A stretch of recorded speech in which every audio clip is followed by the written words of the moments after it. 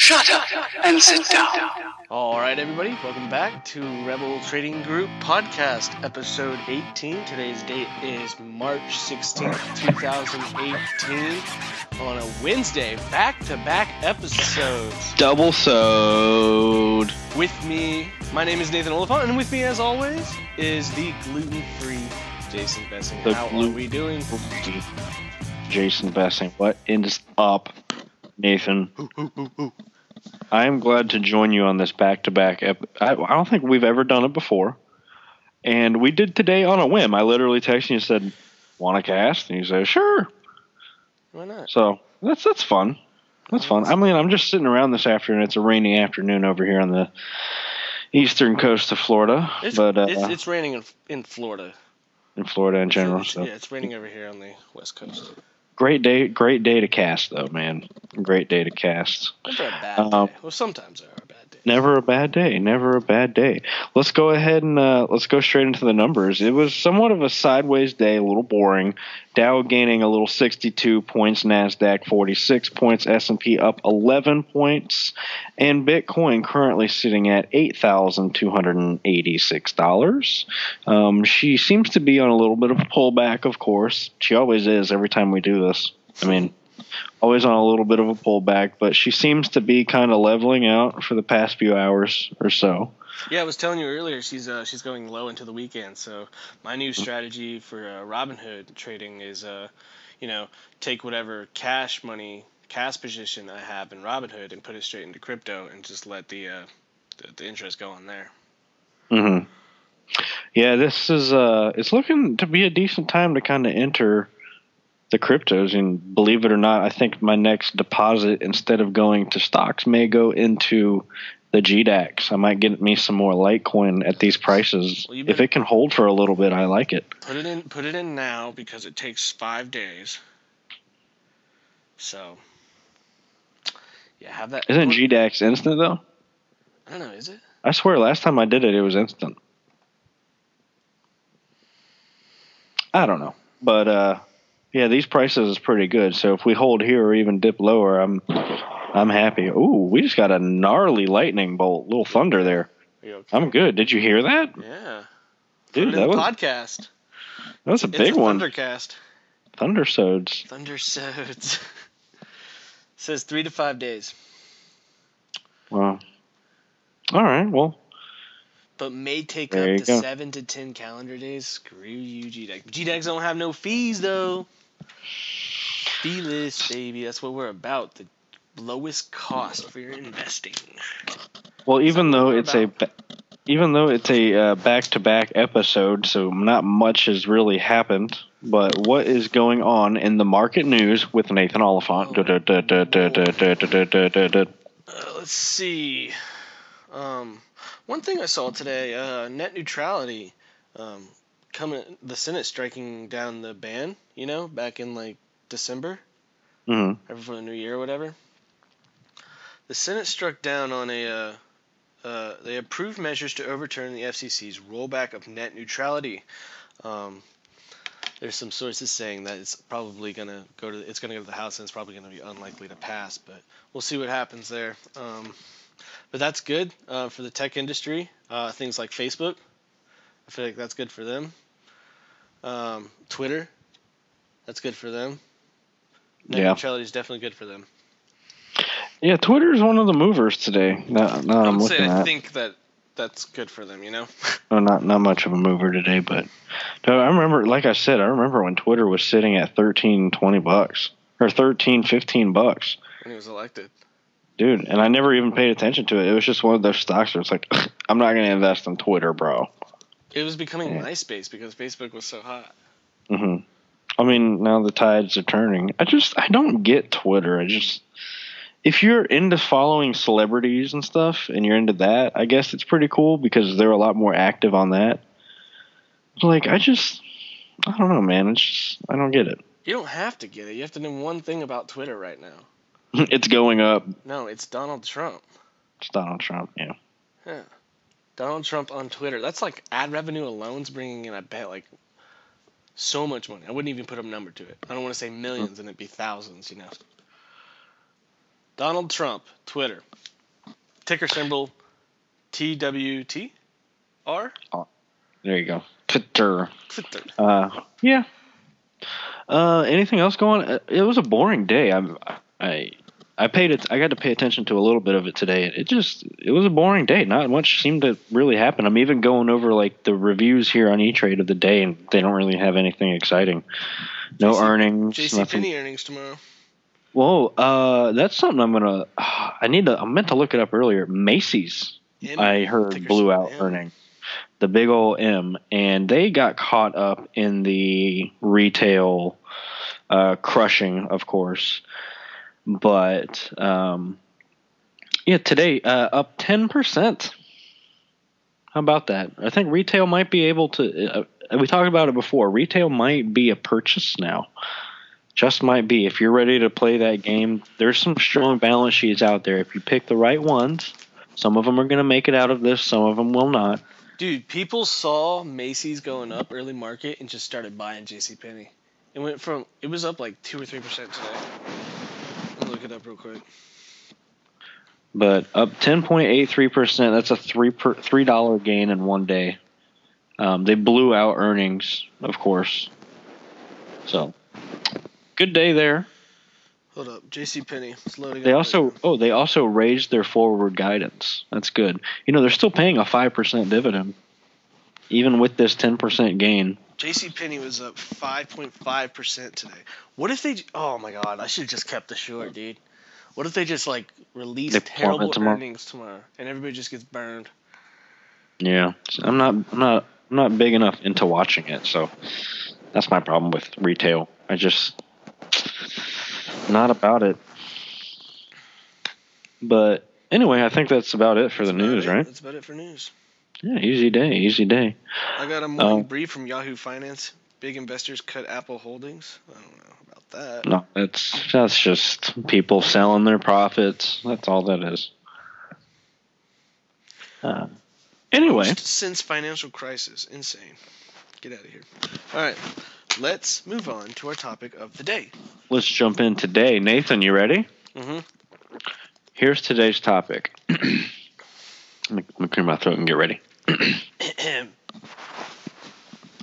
I can't afford to buy stocks. Wait, what? I can't afford to buy stocks, man. Well, what do you want me to? Why? Okay. When you're explaining your stocks, when you're explaining stocks to your friends, and they're a little excited, but they hit you with that, I can't afford to save money right now. I mean, that sucks for you, man. Do you think that that's actually true, or do you think that I think it's situational? Maybe they're just financially irresponsible? I think it's situational. Okay, so if you look at people who are if someone says that to me and they are much older than me, then I have a different perspective. Mm-hmm. Maybe they are going through some shit. Differently. You have to be, because could you imagine you're going through 40 years of life and you're still fucking spending irresponsibly? You're good. Nothing's wrong. You didn't have a family crisis. You didn't have to go to the hospital or anything. You just eat fucking McDonald's every day and you have bad spending habits. You're 40 years old and you got 20 years. 20 years is a good growth, but imagine 30 years. 30 years compounded is so much more than 20 years. I have several friends. I think they're all mutual, to be honest. I'm not going to say any names on the air, of course, but we get to talk shit because I know they probably don't listen. We're going to become huge one day. Yeah, they'll go back and listen to this one. That's all right. Speech. I can't hurt you. There's one in particular that I can't afford to buy stocks, or I can't afford to save money right now. And I even said, you can't afford to put away $20 a week. $10. $10 a week. I don't know. 10. I don't know about 10. Start I would with start. 10. If you're struggling, you can start with small. 10. Start small. You can start with 10. Start with 5. Shit. And putting it to the side. I would start with 10. 5. I mean, start somewhere for sure. Yeah, it depends. Yeah. But at the same time, if the cost of Bud Light went up $3, every case went up $3, they'd still buy them every week. right? They still have money for that. That's still in the budget. Am I right? Yes. But like I feel like anybody in their vices, like it's just another expense at that point. They don't think it as a need. They think of it as paying the bills. Like cigarettes is like I need the cigarettes. It's part of exactly. You really don't think about it when you pay for gas if it goes up 20 cents, do you? You're still filling up your tank. Yeah, you still got to fill up your tank. Dude, that's a perfect way to put it, Nathan. That's the perfect way to put it. Like, okay, I budget $20 a week for gas. Okay, well, that's going to get you far sometimes, and that's going to get you nowhere some other times. You know? Yeah. That's funny. That's a great way to put it. Like, you're still filling up the tank, whether it's $32 or if it's $31.30. Mm-hmm. No, but even after that, like I feel like I don't calculate savings first, but I know like savings is like the very first thing that comes after like expenses. Mm-hmm. It's like, okay, I've paid my bills, I've put gas in my car, I have food to eat. Now it's time to sacrifice a little bit now, mm-hmm. and let it grow for when I'm 40 or 60. Like those timelines. Mm-hmm. Yeah. Early retirement. Mm-hmm. Yeah. I mean, I'm trying to retire before I'm 42 is my magic number. I'll take 45. Shit. I'll settle for 45. 42 is the goal. If you hit I'm happy 42, if it's under 50. If you hit 42 and you're not there yet, but 45 you hit it, will you be upset? Not at all. Yeah. Okay. If I'm like right there at 42, I'll be happy. And after savings, then I conservatively spend. Then you can piss away the rest, right? Yeah.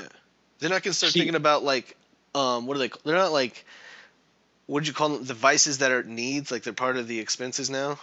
Mm-hmm. Then I would start putting that on like do I need this before my savings? Mm-hmm. Obviously not. Honestly, so I have, obviously but for some other people, I have kind of a unconventional job structure. Like I work for my buddy most of the time, and then I have another side job where I work basically whenever I want. So I can adjust my schedule based on how much I know I'm going to spend that month. Like you and I, we're pretty financially savvy, so we probably are a little smarter than most people. But I sit down every month and I say, okay, this is how much I need to pay my bills this month. And I actually include my vices in that. I put my food, my spending, and I put my other things. I put booze and my other things in there, and it all comes out of the bill. So, okay, I need to make $1,900 this month. That means I need to work blah, blah, blah, blah. So I actually include that right in there. And same with my savings. I feel like I'm at an advantage, though, because I cannot wait till I get paid, because one of the first things I want to do is put money into my account.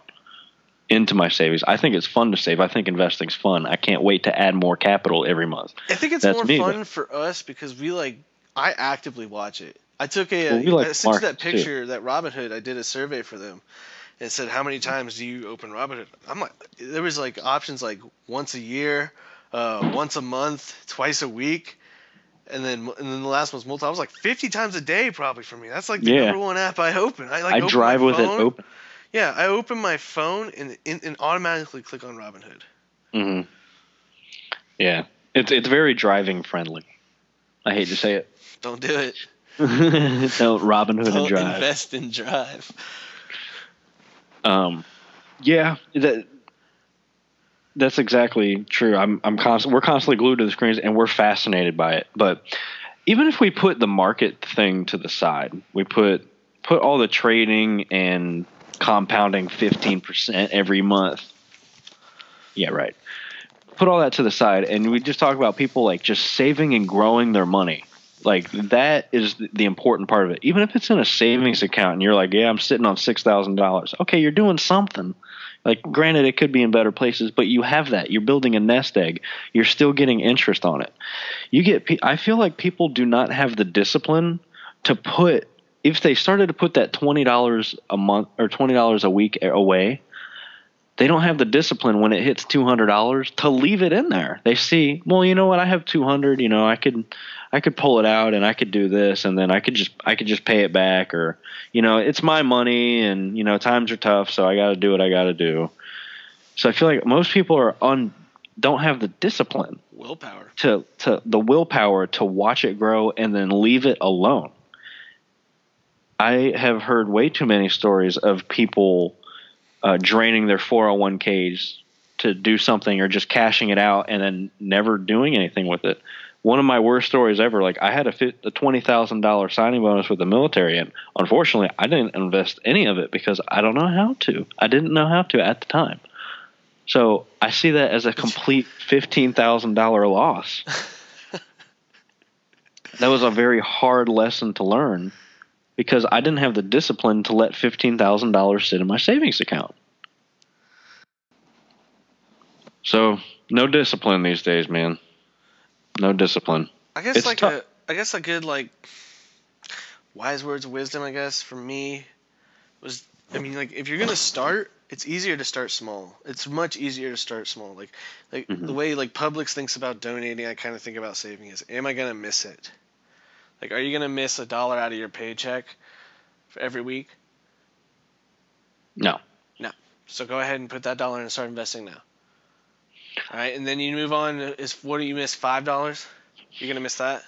I'm not gonna miss $5. No. Yeah, and then you'll get to a point okay, $250. I'll probably miss that. I'll probably step it back a little bit. Yeah, $250 is a lot. At where I'm at right now. But for some people, there's some people who make so much money and they don't care, and they don't know how, and they don't have the discipline to save any of it. They make $50,000 a year. That means that they have to spend $50,000 a year. They have to have that means I can get a Lexus, and that means that I can get the 2-bedroom apartment at the town center instead of the one. At the town center. At the town center. A lot of people have that problem too, that they see more money as being able to spend more. And I think that comes back down to that consumerist mentality that Americans have, that the more money you have, the more you should flaunt your things and make your image better and all that stuff. Yeah, I get it. Nice things are nice to have. We all want them. Yeah, and there are those people that really do have shit going on in their life, That's very true. Let's be real. There are people out there who have 2 kids. Husband died. She's a server at one restaurant at night, and then she grinds it out somewhere else during the day. Puts in 12-hour work days every single day, and makes $29,000 to $32,000 a year. Okay, that exists out there, and unfortunately, that's sad. And the only way for them to get out of that rut is to put in 60, 70-hour work weeks for 2 years and just bank on overtime and build a nest egg. That's the only way that they can really do it, unless they hit the lottery or marry into some rich family real quick. Unfortunately, that is out there. But I feel like even then, I feel like that's such a rare, small amount of people out there who truly, truly struggle.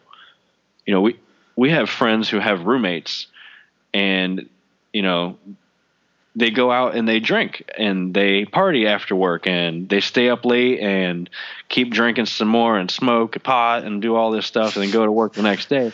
And but to talk about, I can't save my money. I don't have money to save. My bills, my rent is expensive.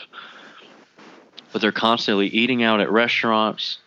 They're not doing anything to save their money and kind of get out of that rut. I feel like, it's such a rare amount of people, or a rare small percentage of people, who truly have that struggle. And that's really unfortunate for them. Can you kind of agree with that, though? There's some out there that okay, you're just not even trying. I think there's a joyous in wonderment. And I say this a lot to a lot of people who have this, that I see it in. A joyous in wonderment with people, and especially a younger generation, of living in the now. Mm-hmm. Oh, absolutely. And YOLO, why not? I feel like that's kind of what everybody feels. Absolutely. when I was in college, things didn't really click for me until I was about 23. That's when, everything financially all clicked for me. And I was always under the impression that I was going to make more money later. Like, oh, well, when I get this new job in a couple months, I'm going to be making more money. Or when I graduate, when I graduate high school, I'll make more money. When I graduate college, I'll make more money. When I get this other degree, I'm going to make more money later. So it's okay now. Don't worry about it now. Oh, exactly. I'll make more money. And eventually, like, you start to realize, well, shit, it's not, it's probably not coming, We got to start working on something now before it gets too late. And that's when, like, things started to really click for me, where, like, I kept saying, hey, I'll just get more money when I get this new job. Time's ticking. Time is ticking, and I really wasn't making more money. I had these false impressions, and I didn't realize how much I'm actually going to truly have to work to pay off these debts that I've accrued as a result of that. Just grind it out. When you think about quitting your job, just immediately say no. That's when you double down, baby. Yeah, you grind it out. There's always tomorrow. Go home and drink a beer. Yeah, go home. Yeah, go home, drink, go to sleep, shut everything off, tune out, and it's okay to be tired. Like, being successful and having good amounts of money and building that nest egg and getting out of the rut, the financial rut. It's about being tired. It's about sweating. It's about sacrificing time with the ones that you love in order to put in those hours. Yeah, it's shitty. Yeah, it sucks. Yeah, some people are even going to say you don't spend enough time with your family, or, I haven't seen you in forever. And it's okay. You're grinding it out. You're working to better your financial situation. You're better yourself. You're putting in that time and effort as an investment. You're investing, you're working hard, you're trading your time now while you're young, while you can sweat, while you can work and be tired and function on 3 hours of sleep.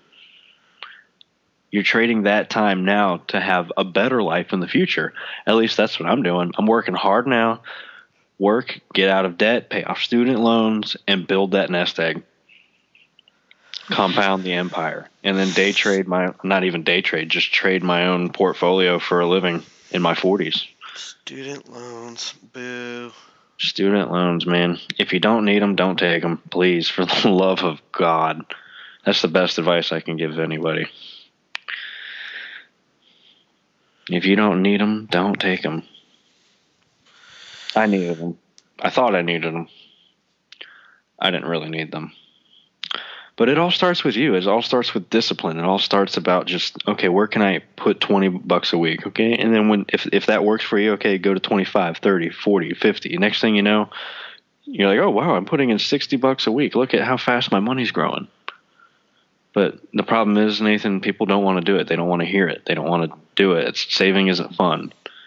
Like you said, we're living in the now, Yeah, there's sort of like a euphoria behind living in the now, Mm-hmm.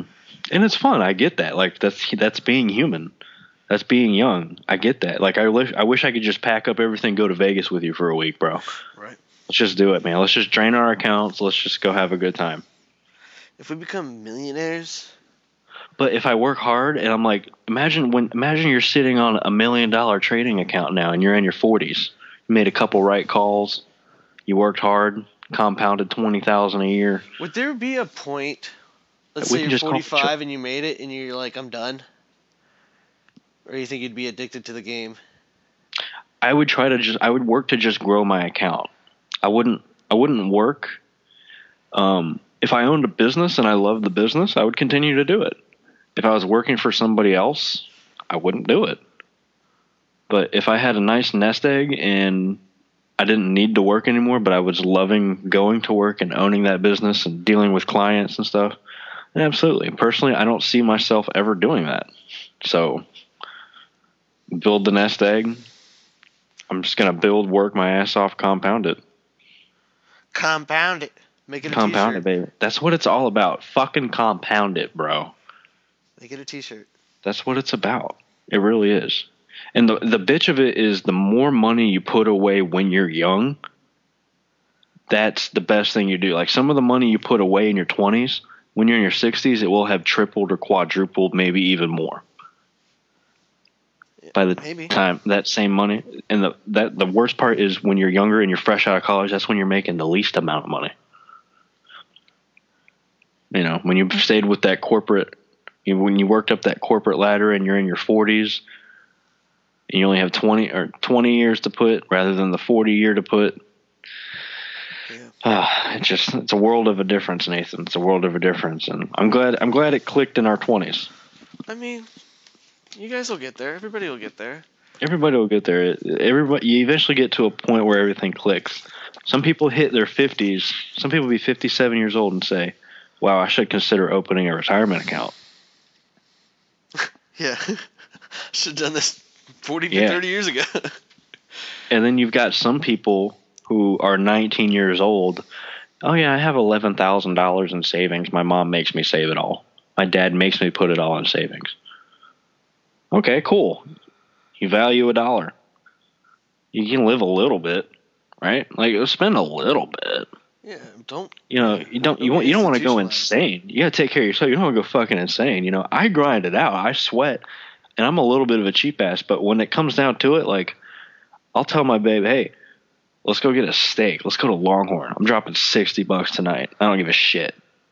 I take care of myself. I treat myself. Treat yourself. You got to. Don't go insane for it. But put it away. It all starts with you. It's your spending habits. It's your saving habits. You can't play the stock game until you've got that shit down. You really can't.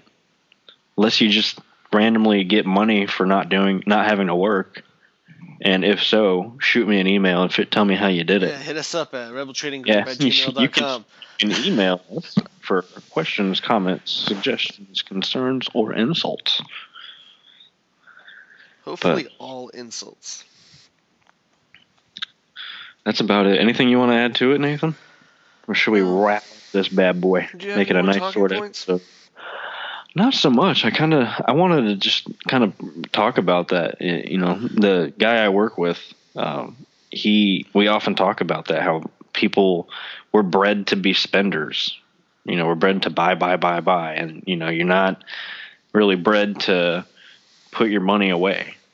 I heard spending's good for the market. Spending is good for the market. Try to be on the opposite end of it, though. Collectively. I got two little nice points here before we wrap it up. One of my favorite things I ever heard was that you need to be, if you want to be rich or you want to be financially independent, your first step is you have to stop being a consumer and start being a producer. Yeah. And I really thought about that, and I was like, that is absolutely true. The only time you're making money is when you're at work. You're producing something. Granted, it's for somebody else and for somebody else's profits, but you're part of some sort of production of something, whether it's customer service or it's food or you're auditing mortgages. You're on some sort of production line there. So the more that you can produce for the economy, the more money you can ultimately make. And I know that sounds very simple, but it was something that I kind of dwelled on for a few days after I heard about that. And it's one of my, something I always tell myself and people as they enter this game is that's the first thing you need. You got to be a producer, not a consumer. And then, apparently the Japanese, this was on the same day. I forgot where I was reading these from, but apparently the Japanese, they are taught to save 65% of all their labor. But that's also why you see large families living together for long periods of time. You see the grandma and the grandpa living with the mother and daughter, and then they have 3 kids. There's a large family. There's also 5 incomes coming in. They're taught to save. What do they do with that money? I don't fucking know. Because they work. They work a lot. They like to work. They find honor in it. They find a lot of honor in being the producer. It's a very admirable culture. I really like the Japanese culture. But I thought that was interesting. Imagine if you could save 65% of your paycheck. Imagine if your bills and your rent and just everything worked out to where you could say, man, I could retire so fast, Nathan. Oh, yeah. 65%. Anyway, man. All right, well, let's wrap it up here.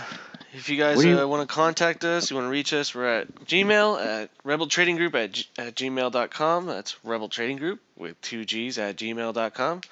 Hit us up on Facebook, facebook.com/Rebel Trading Group. Of course, we are on YouTube right now at youtube.com/Rebel Trading Group. Give us a like and a subscribe. Like us and subscribe us. Yeah. What are you watching? Are you watching it? I know we were just watching something yesterday. We haven't really had time to adapt, but... Who am I watching? Oh, my IP freak. We didn't talk about that. Oh, yeah, let's bring that up, because you talked about it yesterday. Yeah, my IP call fucking... It boomed. It was great. Did well. How well did we do? Cashed out. It was like, I don't know. Well, what was the price that closed yesterday, do you know? It closed at... It was like 53.50-ish, right? No, it was like 64. Oh, wow, yeah. The actual option closed at 64. Today. Okay, wow. Yeah, I'm looking at IP. That's a nice little pop-up. A nice gap, too. You got most of that as soon as the bell opened, huh? Yep, I sold it at the highs and started to kind of fizzle out. Yeah, I got you. Good call, man. Literal, good literal call on that. I cheated kind of, but I'll take it. Hey, man. Not every. You take every tip with a grain of salt. If someone's like, "Dude, you got to buy this stock," I'll hear you out. Absolutely. I'll do my own research on it. But I mean, you're not going to convince me just to buy it off of a phone call or a conversation. But I will absolutely get excited about something with you, hands down. I can't get excited about international paper, but if I would look at anything. What are you watching today? I am watching... For tomorrow, technically. You know what? Let's do... Excuse me. I'm going to go ahead and pick one I've done before. UDOW. UDOW. Yeah, baby. That is a triple leverage Dow Jones Industrial Average ETF. Yeah, that currently is my retirement fund right there. Mm-hmm. Yeah, most of it riding in the UDOW. Mm-hmm. A huge chunk. I like it. I would like a nice pop. I feel like we're overdue for like a 300-400 point move up. We've had some moves down for sure. I'd like to see a nice move up for a change. Yeah, I'm getting some chairs soon. I'm going to have an auditorium. We're going to have symphonies. It's going to be beautiful. Yeah. What are you watching? I am going to continue to watch XRT. That is the Retail Sector ETF. We've talked about it recently in the past several episodes. We have all heard that retail is just getting slaughtered by Amazon, just slaughtered. And we're starting to see that it may have been an oversold market and that there's actually some deep value behind these sell-offs. Oh, yeah, I guess I'm watching JCP J.C. too. Well, JC Penney is actually part of that fund. Macy's was responsible for 1% of the move of that move up today alone. But on top of that, L Brands is kind of the leader in that whole revolution, I guess you could say, this whole turnaround. Uprising? Yeah. It's all coming from a lot of it's coming from L Brands. Like, they're paying a 7% dividend, and their cash flow and their balance sheets and their fundamentals are immaculate, bro. They're pretty immaculate. I'm talking like 7 PE. Who is and it's like a 7 L Brands. They own they primarily own Victoria's Secret and Bath and Body Works. Oh, okay. They own a lot of other stuff too, but those are their two bigger ones. And they're down like 50%, maybe even more. They're hanging out in like the low 30s after coming down from, I think, the high 60s. Wow. So XRT is something I'm watching. It might, honestly, it's a gamble because I really don't know what to expect. I think gambling some with of them an ETF that much. I feel like not really. You might be in for some hard times, of course, but you're not going to lose your money. Yeah. I'm not going to lose 50. I'm not going to wake up with half my money gone tomorrow. That's all in there. Insane if the whole ETF crashed. Could you imagine? God, no. Imagine the S&P 500 just 50%. What the fuck? I would put it all in Bitcoin. Jump out of a window. Yeah, I'd probably fucking sell at some point of the day. Like I'm losing. Once I started losing like 15% of the portfolio, I'd be like, we need to probably sell. Well, are we gonna cast on Friday? I would like to. Okay. I think we should. I may or may not be busy, so I'll let you know. We'll figure it out, man. Yeah, well, we did 2 this week. We did back to back. Back to back. I had fun, man. Yeah, I always do. Yeah. I always do. Oh my God, my dumb ass forgot what stock you were talking about. What do you mean? What was your stock you were watching? UDOW. That's right. And you can also put JCP J.C. I got on that. Yeah, I guess so. Okay. I'll throw JCP Penney on that list for us. All right, Nathan. Well, it was fun. Yeah, Is it Thursday yet? Is it Thursday yet? Oh. Bye. Later.